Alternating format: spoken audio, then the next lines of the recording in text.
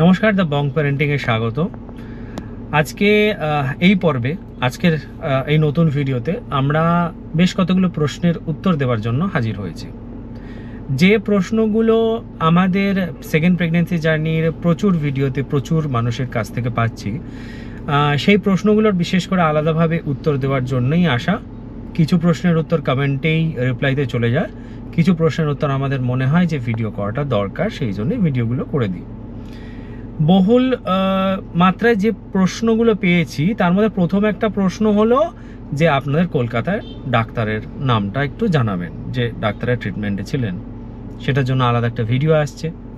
Next আরেকটা question পেয়েছি যে আপনাদের ডায়েট চার্ট, কনসিভ করার আগে ডায়েট চার্ট, সেটা নিয়েও আলাদা ভিডিও আসছে।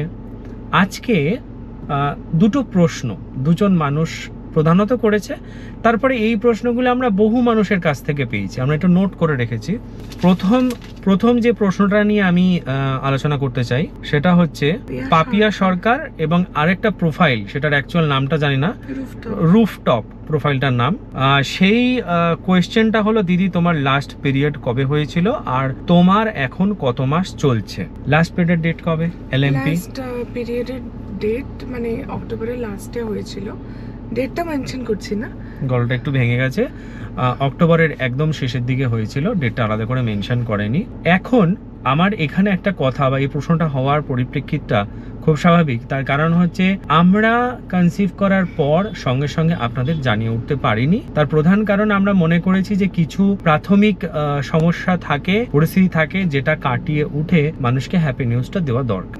আমরা নিজেদেরকেও একটুখানি টাইম দেওয়া, সেট আপ হওয়াটা দরকার। তো সেইটা করতে গিয়ে আমরা একটু সময় নিয়েছি আপনাদের নিউজটা জানানোর জন্য, এবং এর মাঝখানে আমরা অনেক ভিডিও শ্যুট করে রেখেছি, যে ভিডিওগুলো আস্তে আস্তে আসছে এবং কোন ভিডিওটা কোন সময় তার টাইম লাইনটা আপনারা বুঝতে পারবেন।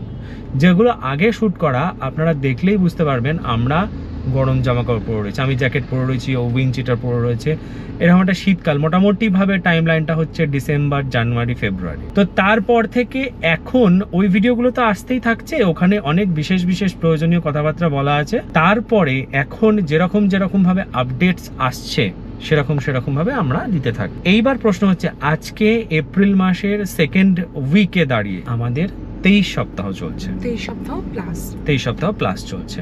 নেক্সট যে প্রশ্নটা, প্রোফাইলটার নাম হচ্ছে তাসনিয়া সাইয়া বা এরকম টাইপের, সৈয়দ সামথিং এরকম কিছু একটা নাম ছিল। দিদি আপনি বলেছেন আপনার পিসিওডি ছিল, আমার প্রশ্ন হলো পিসিওডি থাকা সত্ত্বেও কি আপনার পিরিয়ড রেগুলার ছিল? একেবারেই আমার পিরিয়ড রেগুলার ছিল, কিন্তু মাঝখানে একটা কথা বলার আছে। শীতকালে যখন আমার, আগের কথা বলছি, শীতকালে যখন ওয়েটটা আমার গেইন হয়ে যায়, সেটা খাদ্যাভ্যাসের জন্যই হোক বা কম নড়াচড়া করার জন্যই হোক, যখন ওয়েট গেইন হয়ে যায় তখন কিন্তু আমার পিরিয়ডের ডেটের এপাশ ওপাশ হয়।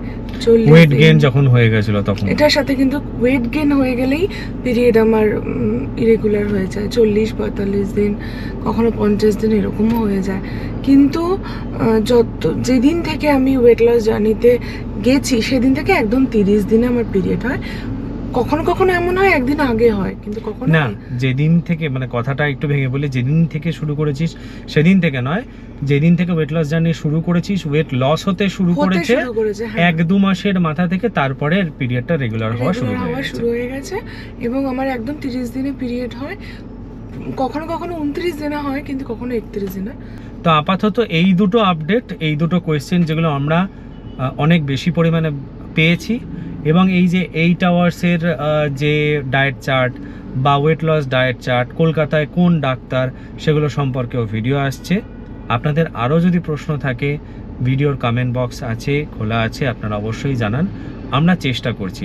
আর কিছু টেকনিক্যাল কোয়েশ্চেন আপনারা করছেন যেটা হয়তো আপনাদের প্রেগনেন্সি রিলেটেড নয়, যেটা আপনারা সেই সমস্যায় করেছেন, আমরা সেই বিষয়গুলোতেও ভিডিও দেওয়ার চেষ্টা করছি। একটু হয়তো সময় লাগছে, ভরসা রাখুন, আমরা আস্তে আস্তে সেই প্রশ্নগুলোর উত্তর এবং তার বিশ্লেষণটাও আপনাদের সামনে উপস্থাপন করব।